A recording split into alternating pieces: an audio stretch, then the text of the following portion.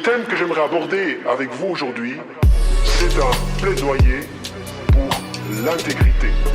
C'est l'unité entre ce que nous disons et ce que nous faisons. Manifestement, mon programme dérange le désordre établi. Toutes ces décennies d'immobilisme, c'est vrai que mon projet perturbe.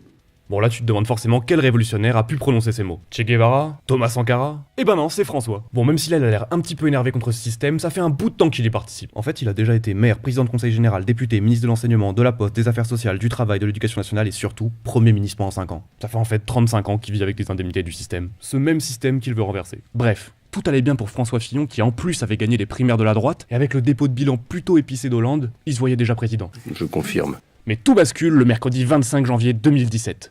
Bon, c'est là que ça se complique. Le Canard enchaîné révèle que Pénélope Fillon a touché plus d'argent que t'en verras jamais pour avoir été assistante parlementaire sans que personne la voie et sans qu'on retrouve de réelles traces de travail. Les faits sont troublants. En réalité, ma femme travaille pour moi depuis toujours. Son travail est réel. Never been actually his assistant or anything like that. Donc je veux être le candidat de la vérité. Très bien, mais alors pourquoi ta femme affirme qu'elle n'a jamais été ton assistante? On s'appuie sur une ancienne interview, en anglais, là aussi sortie de son contexte. Mauvaise pioche, la journaliste anglaise lui demande de cesser de mentir immédiatement. Parce qu'au fond, le débat politique devrait rester un débat de vérité. Bon François, on se calme. Et si on reprenait tout chronologiquement? Déjà, quand est-ce que tu l'as embauchée pour la première fois? En 1997, et elle est restée ma collaboratrice jusqu'en 2013. Manqué, le Canard enchaîné révèle dès la semaine suivante qu'il l'a aussi embauchée de 88 à 90. Il a menti. Oui, mes réponses ont été imprécises. Oui, elle a commencé à être rémunérée en 88. Et notre champion se trahit le soir même en postant volontairement sur son propre site un tableau qui montre que sa femme a été embauchée depuis 86. Il a menti. Il m'est arrivé de rémunérer pour des missions précises 2 de mes enfants qui étaient avocats.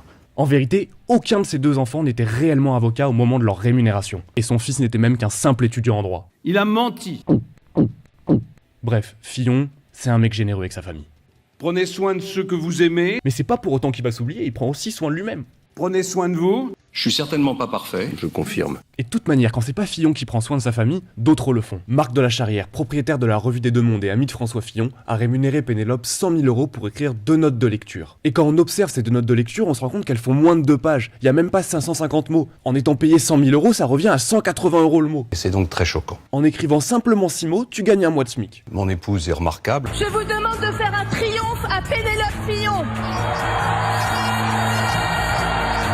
Bon, en même temps, ça faisait un moment qu'il se rendait coup de main sur coup de main. Et que je te prête 50 000 €, et que je classe ta propriété comme monument historique, et que je rémunère ta femme 100 000 €, et que je te donne la Légion d'honneur. Bon, en tout cas, ça ressemble vachement à un businessman qui cherche à s'attirer les faveurs du futur potentiel président. Ça me renforce dans l'idée qu'il y a quelque chose de pourri dans notre démocratie. C'est vrai que ce serait plutôt malin de la part de Marc de la Charrière. Quoique, je suis pas sûr que François Fillon soit le genre de personne qui tienne toujours parole. Vous Qu'il n'y seriez ait mis pas en de- examen, est-ce que vous seriez candidat? Non, je ne serai pas candidat. Oui, je serai candidat à la présidence de la République.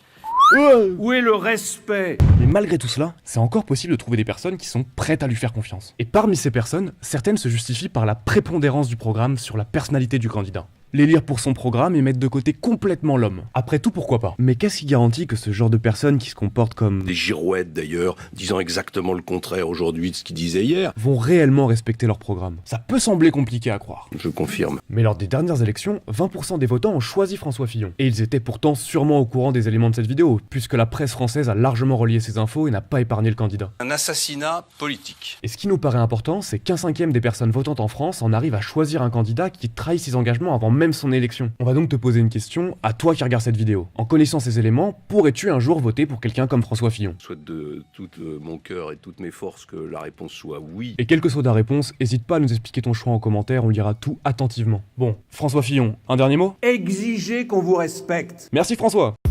Lorsque nous proclamons une chose mais que nous faisons une autre, quand nous faisons son contraire, eh bien nous ne sommes plus intègres. Nous ne sommes plus intègres.